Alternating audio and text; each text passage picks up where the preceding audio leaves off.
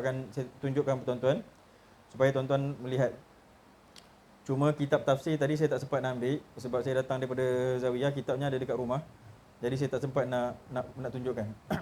Jadi perkataan tu muafakat dengan apa yang mudah untuk tuan-tuan nampak, iaitu dalam khutbah. Sebab kalau saya sebut, tuan-tuan mungkin tak tahu betul ke tak betul ke. Jadi saya akan tunjukkan apa yang berada dalam khutbah. Sebentar saya bukakan. Pada muka surat yang pertama, ini kaitan dengan apa yang tuan-tuan tulis dekat situ ya, yang disebutkan wa aqarra ala wahdaniyatihi wa infiradihi kullu makhluqat. Jadi nak mengatakan Allah menetapkan yang menjadi bukti bahawa Allah tu esanya itu oleh segala makhluk. Sebab apa makhluk yang menjadi bukti? Sebab makhluk itu ditunjukkan segala sifat dia, maka Allah tak boleh sama dengan sifat makhluk tersebut. Okey, jadi sekarang dekat sini tuan-tuan tengok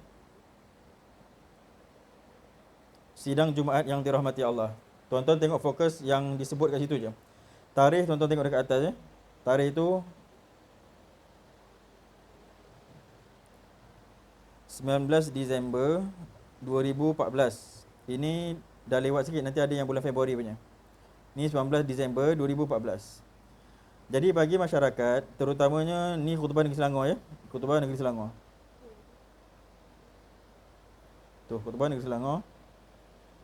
Sebab masyarakat mereka tak tahu, istimewa pula masyarakat zaman sekarang. Sebab apa tak tahu? Sebab kita tak ngaji kitab tua. Bila kita tak ngaji kitab tua, kita tak tahu ilmu orang tua-tua. Jadi kita pun ambil daripada ilmu orang baru-baru, maka mereka pun membawakan datang fahaman yang baru. Lepas tu mereka mempropagandakan fahaman mereka itu, mereka katakan fahaman itu adalah fahaman Quran dan Sunnah. Padahal fahaman Quran dan Sunnah adalah fahaman atuk nenek kita. Jadi ini Jabatan Agama telah membantu masyarakat supaya masukkan perkara-perkara ini dalam khutbah. Tetapi malangnya bukan semua masjid baca.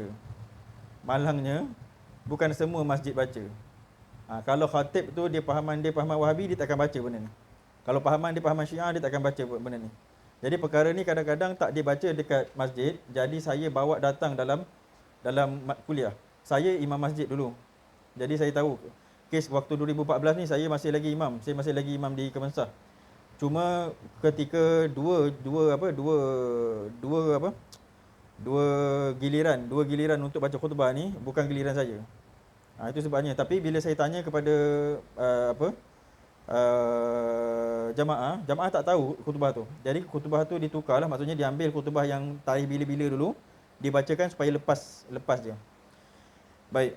Jadi dia kata dekat sini, dia kata antara tips untuk mengenal pasti ciri-ciri satu pahaman dan ajaran yang songsang dan menyeleweng adalah seperti berikut. Baik, sekarang tuan-tuan tengok nombor 1, senang, mengkafirkan Siti Aisyah, Ummul Mukminin dan para sahabat. Ni pahaman siapa? Jawapan dia pahaman Syiah.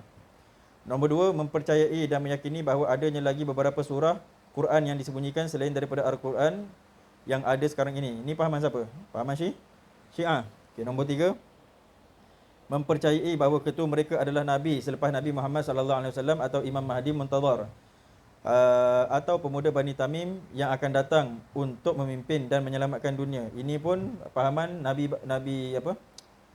barulah, Nabi. Ada Nabi selain daripada Nabi Muhammad. Sekarang fokus kita, tuan-tuan tengok dekat nombor 4 dengan nombor 5.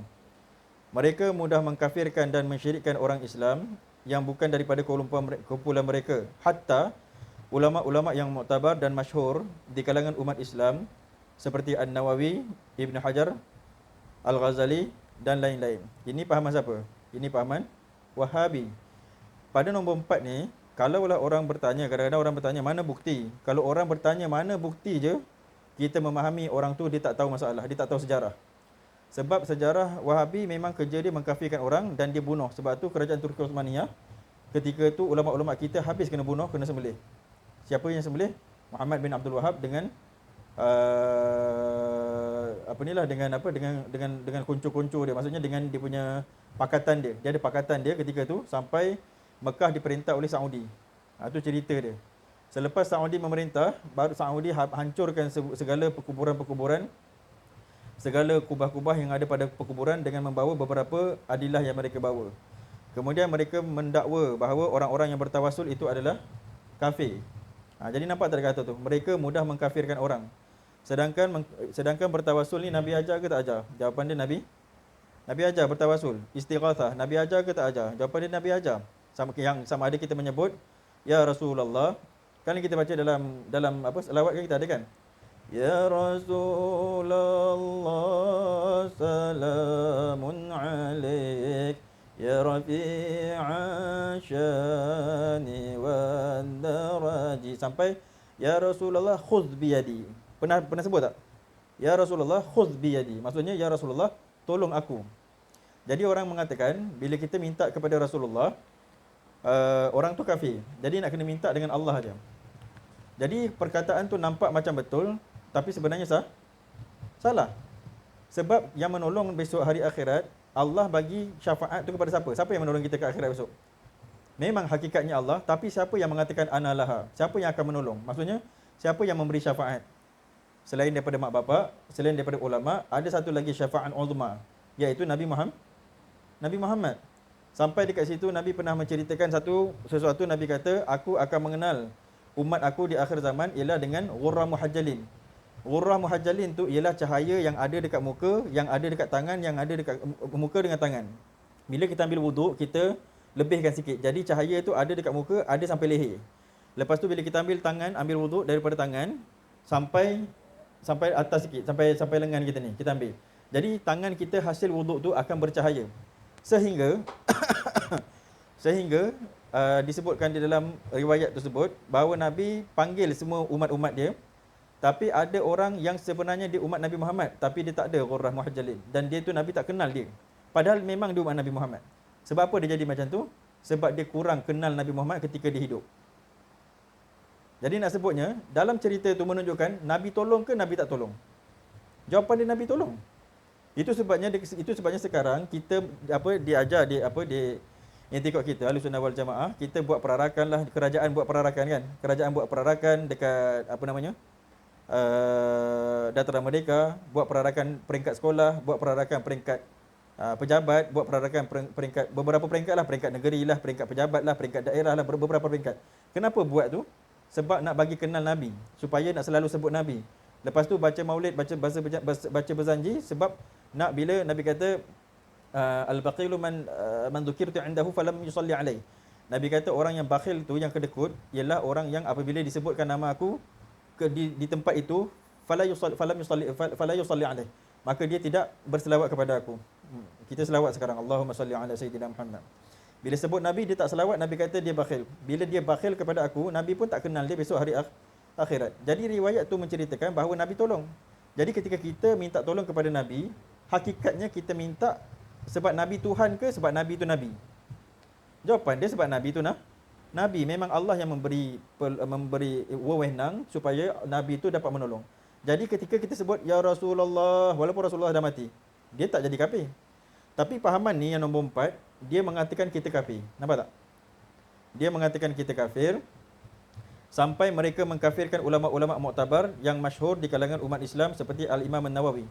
Yang ini pun kitab tu sangat masyhur. Kitab yang mengkafirkan Imam Nawawi tu, kalau tak salah saya, kitab Tauhid pahaman Wahabi punya lah, Muhammad bin Abdul Wahab punya, ada dalam tu disebut tentang masalah ni lah. Mereka mengkafirkan Al-Imam An-Nawawi, mengkafirkan Ibn Hajar dan mengkafirkan Al-Imam Al-Ghazali. Sebab Imam Nawawi pahaman dia pahaman Ahlussunnah wal Jamaah sifat 20. Jadi dia kata Allah memang tak bertempat. Jadi dia kata, bila kita kata Allah tak bertempat, orang Wahabi cakap Allah duduk atas arasy. Dia kata ini bahas saya ni dekat dalam kitab kita ni yang Wahdaniyah tadi tu. Dia punya cabang dia dekat situ. Jadi bila dia kata hadis kata Allah duduk dekat arasy, Allah duduk dekat langit, siapa yang kata Allah tak bertempat, dia kata kafir. Dia kaedah dia gitu. Jadi dia senang mengkafirkan orang. Tuan-tuan tahu tak apa hukum apabila seseorang tu dah kafir? Hukum kita kat atas orang tu. Bila orang tu kafir, hukum dia halal untuk dibunuh. Itu sebabnya fahaman ISIS, dia membunuh orang Islam. Sebab dia kafirkan orang Islam, lepas tu dia kata orang ni dah halal bunuh sebab dia kafir. Nampak tak? Jadi pahaman tu datang daripada mana? Daripada karangan-karangan yang dikarang oleh Ibn Taymiyah. Itu sebabnya kerajaan kita, Datuk Ayub Khan, ketika dia tangkap orang-orang Malaysia yang nak menyertai ISIS, nak menyertai ISIS ke apa, ISI ke, CC ke ISIS, saya tak ingat apa namanya, nak menyertai apa kumpulan ISIS tu. Datuk Ayub Khan dia periksa mereka ni dapat fahaman macam mana mereka boleh dapat fahaman mengkafirkan orang ni. Jadi fahaman dia datang daripada fahaman Wahabi. Dia senang sangat kafirkan orang. Okay, sekarang kita terus bawah pula. Yang kelima, mempercayai bahawa Allah Subhanahu Wa Taala benar-benar mempunyai sifat anggota seperti mata, tangan, kaki, duduk bersila, turun naik dan lain-lain. Ini yang kelima. Baik, habislah kita pada khutbah pada bulan Disember. Sekarang tuan-tuan tengok, kita tengok pula khutbah bulan Februari. Ya, ini khutbah bulan Februari 2019. Yang ni 2019 ya. Februari 2019. Juga Jabatan Agama punya disebut beberapa fahaman yang salah. Nombor 4, Millah Abrahamah, Millah Abraham. Kemudian yang kelima, Jamaah Islam Jamaah. Kemudian di samping itu, tengok ya, kita ada apa, Rasulullah. Kemudian Arkamlah, Tuhan Harun, Zikir Nafas, Ismail Kasim. Kemudian bawah tu, tuan-tuan tengok yang kotak merah yang besar tu, dia sebut ada juga ajaran ekstrim dan sesat yang diimport dari negara tertentu seperti fahaman Wahabi. Dekat khutbah ni jelas sangat sebut sebenarnya. Tapi masyarakat kita kadang-kadang khatib tak baca, ataupun kadang-kadang kita letih bekerja kan. Kita pergi sembahyang Jumaat, kita letih. Bila kita tertidur, tak dapat yang dibacanya, jadi kita tak tahu. Tiba-tiba datang beberapa ustaz mengajar yang pahaman Wahabi, dia kata Wahabi tak sesat sebab Wahabi ikut Quran Sunnah, dia kata. Sebenarnya mereka bukan ikut Quran Sunnah, tetapi mereka ikut hawa nafsu mereka, tetapi pakai cop Quran Sunnah. Jadi sebenarnya mereka bukan ikut Quran Sunnah. Sebab kalau ikut Quran Sunnah, dia mesti ikut sawat. Sawat ni maksudnya kelompok yang paling ramai. Kalau kelompok yang paling ramai mesti campur daripada zaman Nabi sampai zaman kita sekarang. Jadi kelompok yang paling ramai adalah kelompok Asy'ariyah, sifat 20 tu.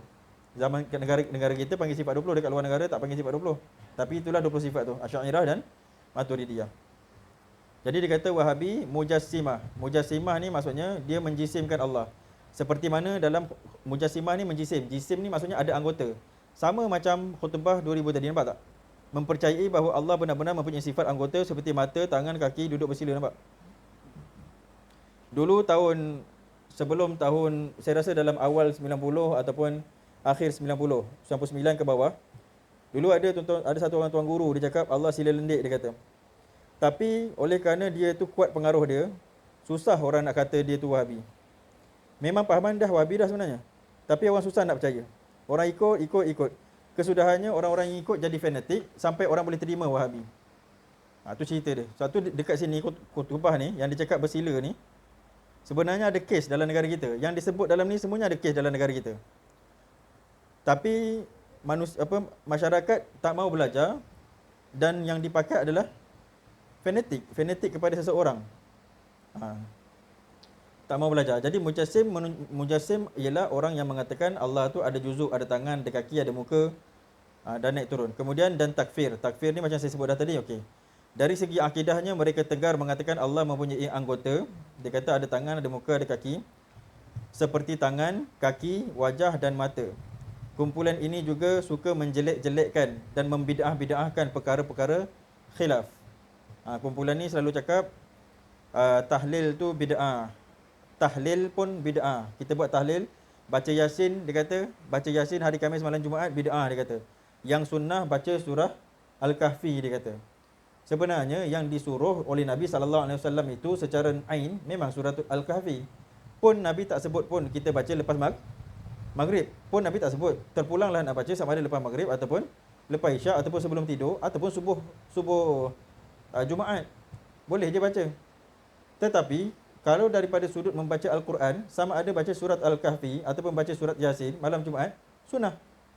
Jadi sebenarnya tak ada masalah pada nak kata sunnah ataupun tak sunnah. Tetapi oleh kerana ada hawiyah, maksudnya ada perasaan suka nak membid'ahkan orang, jadi kata lepas baca Yasin bid'ah, baca ini bid'ah, khutbah pula tahlil bid'ah, talqin bid'ah. Jadi nampak dia punya ciri-ciri dia. Sebenarnya yang disebut dalam khutbah ni sebenarnya dah senang sangat nak faham. Tak perlu kepada ilmu yang tinggi-tinggi nak faham. Baca khutbah ni senang dah faham. Suka membid'ahkan perkara khilaf dan yang tidak sefahaman dengan mereka. Jabatan Kuasa Fatwa Negeri Selangor pula telah memfatwakan bahawa perkara-perkara khilaf tidak boleh dihukum sebagai bid'ah. Fatwa ini telah difatwakan 31 Julai 2014. Okey, inilah dia. Kalau tuan-tuan perasan dekat perkataan mujassimah tu, kotak kecil tu kan? Mujassimah. Lepas tu anggota seperti tangan, kaki, wajah dan mata. Lepas tu pada khutbah yang ini mempercayai Allah benar-benar mempunyai sifat anggota. Kalaulah orang tu betul-betul memahami wahdaniyah seperti mana yang tertulis dalam kitab ni tadi, yang disebutkan wa aqarra ala wahdaniyatihi wa infiradihi kullu makhluqat, maka dia akan menafikan segala kaki, dia akan menafikan segala jisim, dia akan menafikan segala tangan, anggota pada hak Allah Taala. Jadi kalau kita nak tahu orang tu betul-betul dia Ahlussunnah ataupun tidak, tuan-tuan tanya dia apa pendapat dia tentang tangan Allah, kaki Allah. Tanya dia. Kalau dia kata Allah ada kaki tapi selayak dengan Allah, dia Wahabi. Sebab di sisi kita Allah tak ada kaki.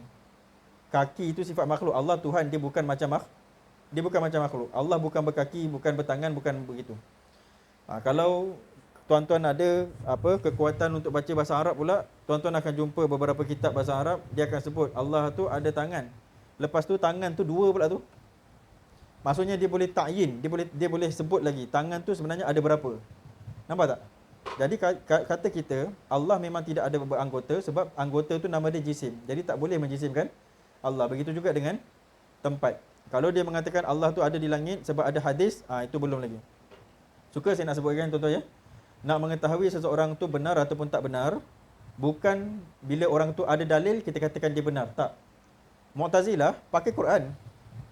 Mu'tazilah ada dalil. Mu'tazilah ada dalil tapi sesat. Begitu juga dengan Wahabi, begitu juga dengan Syiah. Mereka dalil mereka Quran juga, dalil mereka hadis juga. Jadi bukan bererti bila orang tu ada dalil je kita kata oh dia ada dalil, dia ada dalil dia sendiri. Tak. Dalil tu mesti mutabiqun lil haq. Maksudnya dalil tu mesti muafakat dengan yang sebenar. Kalau nak tahu mana yang sebenar, itulah dia yang paling ramai, iaitu Asy'ariyah dan Maturidiyah. Saya bawakan khutbah ni kepada tuan-tuan supaya tuan-tuan nampak apabila kita berenang-renang dalam ilmu akidah, dia mesti ada label. Kalau tuan-tuan nampak dekat situ, dia ada label. Orang tu disebut dalam khutbah tadi Wahabi. Orang tu disebut dalam khutbah tadi Millah Abraham, kan? Dia ada label-label dia. Jadi label tu perlu. Kalau tidak, habislah. Jadi begitu ya. Saya bawakan ni juga supaya tuan-tuan percaya. Sebab kalau saya cakap sendiri, tuan-tuan cakap mungkin saya dengki, mungkin saya itu, mungkin saya ni. Saya tak ada dengki dengan orang. Saya hanya nak bawa tuan-tuan mati je. Saya pun lagi 2-3 hari pun nak mati juga. Jadi saya bukan pada masalah dengki, bukan. Tapi saya nak tuan-tuan faham macam mana ayah tuan-tuan faham, macam mana atuk tuan-tuan faham. Ayah dengan atuk tuan-tuan tak sesat. Mereka pakai akidah yang kita pakai. Jadi ikut kembali kepada akidah yang sebenar, sebab akidah kita itulah yang sebenarnya mengikut Al-Quran dan Sunnah.